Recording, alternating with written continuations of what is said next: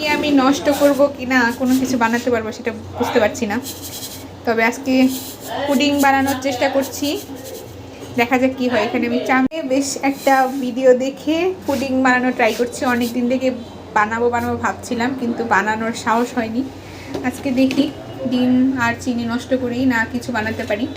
দেখা যাক। আমি একদম লো হিটে এই চিনিটা এখানে বসিয়ে দিব। এখানে মোটামুটি 3 থেকে 4 টেবিল চামচের মতো চিনি রয়েছে। দেখা যাক কি হয়। যদিও পুডিং তো পছন্দ করি না, তারপরে দেখা যাক কিছু একটা বানাতে পারি কিনা। চিনিটাকে বসিয়ে দিয়েছি, এখনই নাড়াচাড়া করব না, কিন্তু আমার নাড়াচাড়া না করলে তো ভালো লাগে না। আচ্ছা দেখি কি হয়। চিনিটা গলতে শুরু করেছে এর মধ্যে। এখানে আমি এমন একটা পাত্র নিয়েছি যেখানে হচ্ছে নাড়াচাড়া করতে গেলেই মনে হচ্ছে যে আর ধরারও কোনো সুযোগ পাচ্ছিলাম না। ক্যারামেলের রং মোটামুটি চলে তাই আসছে। খুব সাবধানে করার ট্রাই করছি। আর আপনারা অবশ্যই এটাতে হাতল আছে এরকম কোনো পাত্র নেবেন, কারণ এটা আসলে এটা খুবই রিস্ক হয়ে গেছিলো আমার জন্য। যাই হোক, ক্যারামেলের কালারটা মোটামুটি চলে আসছে। এক্ষেত্রে বেশি করা যাবে না, মানে হচ্ছে বেশি ক্যারামেলটা যেন বেশি না হয় সেটা খেয়াল রাখতে হবে। একদম লাল লাল মতো করে রেখে আমরা একটা বাটিতে সেট করা। ডিম নিয়ে নিয়েছি নর্মাল টেম্পারেচারে, তাতে চিনি দিয়ে দিব পরিমাণ মতো, মানে যেমন চিনি খেতে চান আর কি সেরকম। এখানে আমি 3 থেকে 4 টেবিল চামচ হবে, আগে চিনি দিয়ে দিয়েছিলাম। চিনিটা ভালোভাবে গুলিয়ে নিব। তারপর চিনিটা একদম গলে যাওয়া পর্যন্ত ওয়েট করবো, এই যে চিনির মানে যেন কোনো দানা না থাকে। তারপর আমরা হচ্ছে এটাতে একদম একটা লিকুইড দুধ আগে থেকে জাল করে রেখে একদম নর্মাল টেম্পারেচারে রাখার পর সেখানে দুধটা অ্যাড করব।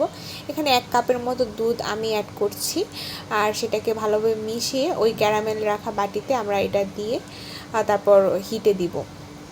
দেখতে পাচ্ছেন আমি কিভাবে মানে একদম মিক্সড করতে হবে ভালো করে।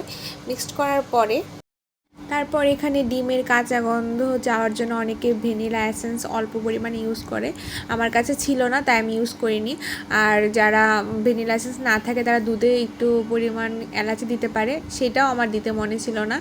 আমি একদম পুডিংটা যখন সেট করে বসাই তখনই আমি হচ্ছে এলাচিটা দিই, আর খারাপ হয়নি সেই হিসাবে করে আমি এভাবে বসিয়ে দেব। একদম লো হিট থাকবে। এখন একটু বাড়িয়ে দিয়েছি।